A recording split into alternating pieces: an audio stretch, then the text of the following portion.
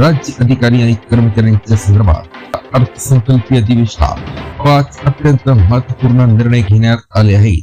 चला तर मग हे निर्णय कोणते सविस्तर जाणून घेऊया. निर्णय 1, प्रशासकीय व्यवस्थेची पुनर्रचना.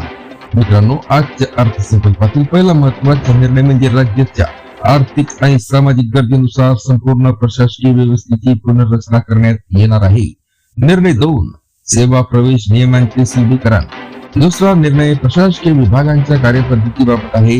सर्व विभागांच्या सेवा प्रवेश नियमांचे एकत्रीकरण, प्रमाणीकरण आणि सुलभीकरण केले जाणार आहे. त्यामुळे प्रशासकीय कामे अधिक सोपे होतील. निर्णय 3 जाणून घ्या मित्रांनो, सेवा प्रक्रियेसाठी स्वयंचलित पद्धत. मित्रांनो, तिसरा महत्त्वाचा निर्णय कर्मचाऱ्यांच्या सेवेबाबत आहे. अधिकारी आणि कर्मचाऱ्यांच्या सेवा प्रवेशापासून ते निवृत्तीपर्यंतच्या सर्व सेवा प्रक्रिया आता स्वयंचलित पद्धतीने राबविल्या जाणार आहे. चौथा निर्णय मित्रांनो, 75,000 पदांची मेगा भरती. मित्रांनो, भरती प्रक्रियेबाबत मोठी घोषणा करण्यात आली.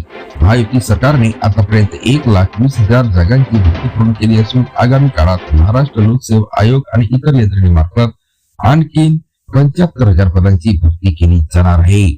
आणि मित्रांनो, 5वा निर्णय आहे पोलीस दलाचे डिजिटलायझेशन आणि आधुनिक तंत्रज्ञान. मित्रांनो, 5वा निर्णय सुरक्षा आणि पोलीस दलाशी संबंधित आहे. पोलीस नोंदीचे 100% डिजिटलायझेशन केले जाईल. तसेच सर्व जिल्ह्यांमध्ये प्रगत सायबर केंद्रे उभारली जातील. ITMS सारख्या आधुनिक तंत्रज्ञानाचा वापर वाढवला जाईल. पारदर्शकतेसाठी महाराष्ट्र पोलीस दलाला बॉडी वर्णन कॅमेरा उपलब्ध करून दिला जाईल. निष्कर्ष. तर मित्रांनो, हे होते अर्थसंकल्पातील 5 मोठे निर्णय. ही माहिती तुम्हाला कशी वाटली कमेंट मध्ये नक्की सांगा आणि अशाच ताज्या अपडेटसाठी चॅनलला सबस्क्राईब करा. धन्यवाद.